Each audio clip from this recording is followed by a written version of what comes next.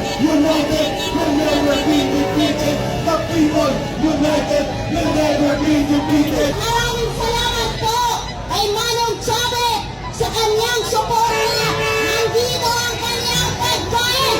Kung sino man ang gusto magpalugaw dyan, lumapit na sa kanyang mga bus at andyan na ang kanyang pagmamahal sa bayan para kaya hindi nagutuman. Mabuhay Manong Chabe! Hello. Mga minamahal ko mga kababayan, mga kasama ko sa pambansang pulisya ng Pilipinas, magkaisa na po tayo. Sama-sama po tayong nanawagan para sa pagbaba ni Pangulong Bongbong Marcos.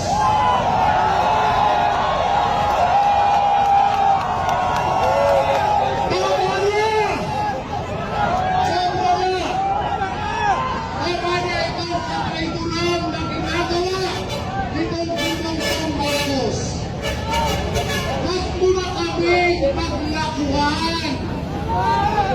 Pinulong mo na kami noong 2022.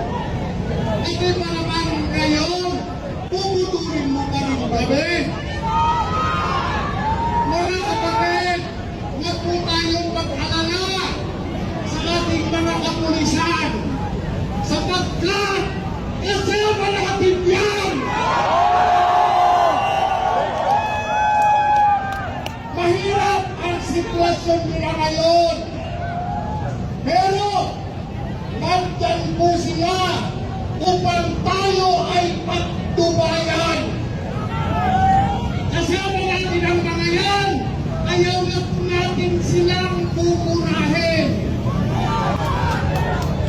Pilipino rin dyan, may pusot ng daming, nasasaktan din sila. Kapag nakikita nila na tayo ay pinoloko nitong si Bongbong Marcos.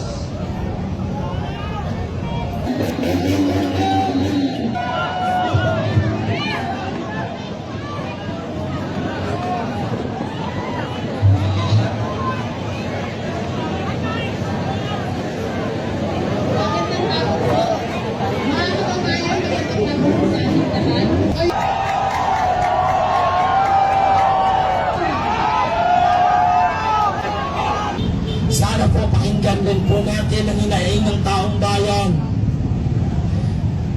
Sana po sundin natin kung ano ang nasa kalooban natin. Sundin natin kung ano nasa konsensya natin. Alam ko po ang mahal ninyo ang kapwa nyo Pilipino.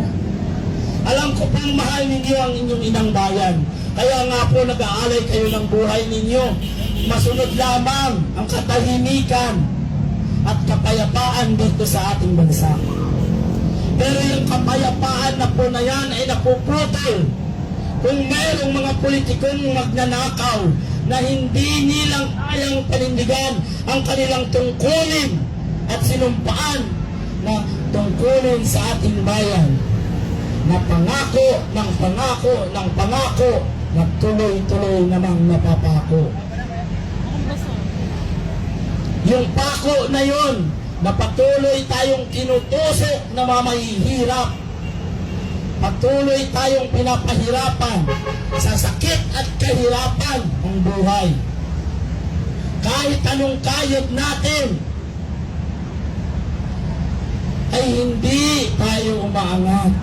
Dahil walang plano po ang ating gobyerno, ang ating mga politiko, kung ano po ang solusyon sa kahirapan ng ating bansa. Ang tanging solusyon lamang po na ating inihiling ay ang konkretong proyekto, pangmatagalang solusyon at walang nakawan sa gobyerno. Yun lamang po sana ang ating inihiling. Na sana naman po sa mga kataas-taasan diyan ay inyo pong pakinggan at sana'y namnamin ninyo ang talagang problema ng ating bansa. Sana po Sa tulong ng ating Panginoong Allah, pagising niyo po bukas, sana naway malinawan na ang inyong mga isip, puso't damdamin na kayo'y para sa ordinaryong Pilipino at hindi tayo para sa mga politikong magnanakaw. Isipin po natin, sa bawang araw po natin ginagalawan sa mundong ibabaw na ito, ang buhay natin ay pansamantala lamang. Hiram lamang natin ito. Kaya kahit anong ibibigay sa atin ng mga politiko at kahit anong nakaw ng mga politikong iyan ay hindi nila madadala ang kaba ng bayan pag sila'y namatay. Hindi ba nila naisip yun? Sana bago nila ginawa yan, inisip naman sana nila paano ang mga ordinaryong tao, paano yung mga kapwa ko Pilipino na naghihirap, paano yung mga kapwa ko Pilipino na simpleng nagtitinda dyan sa lansangan, na minsan ay kahit minsan ay naghahanap buhay, minsan ay tinatangay pa, kinukuha pa ng gobyerno ang kanilang paninda. Nasaan ang inyong mga konsensya? Ibinoto kayo ng mga ordinaryong mamamayan na yan dahil sa matamis ninyong pangako. Pangako ninyo na sila ang boses ninyo. Pero ano ngayon ang nangyayari sa bansa natin? Naging sunod-sunuran ng mga Pilipino. Pero ngayon ay puputulin natin yung sunod-sunuran na yan, sapagkat gising na tayo sa totoong nangyayari sa ating bansa. Ang taong bayan po ang nagpapasahod sa inyo. Buwis at taxes ng taong bayan. At minsan, ang buwis at taxes na yon ay hindi pa sapat dahil nilalakaw ng mga politiko.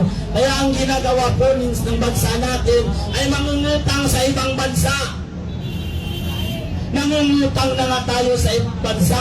Pagdating naman ng pera sa ating bansa ay nanakawin din ng politiko. Ano po ang mangyayari sa ating bansa? Katulad ng kantang Itbulaga, buong bansa lubog sa baha.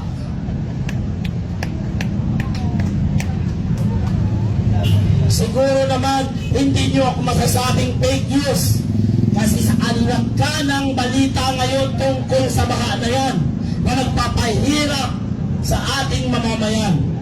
Alam nyo po, kapag sobrang taas ng baha, halos hindi na sila makapagtrabaho. Halos hindi na mapasok sa kanilang mga ginagawa dahil hanggang bewang na ang baha. Bago ka pa makarating sa iyong trabaho, ay basa ka na.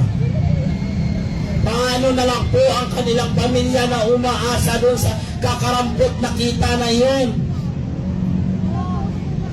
Paano na lang po ang kanilang mga anak na pinag-aaral kahit public school pa yan ay may kailangan ding gastusin? Buti sana kung ang gobyerno natin ay libre lahat sa mga public school. Yun ng budget natin sa edukasyon ay binasan pa at inilagay sa flood control project. Paano na lang ang kinabukasan ng mga susunod na henerasyon? Paano na lang ang mga kabataan sa ngayon pala ang sisibol? Anong bansa ang kanilang madadatnan sa mundong ibabaw na ito? Kaya po, nakikiusap tayo sa lahat. Itong laban na ito, samahan niyo po kami.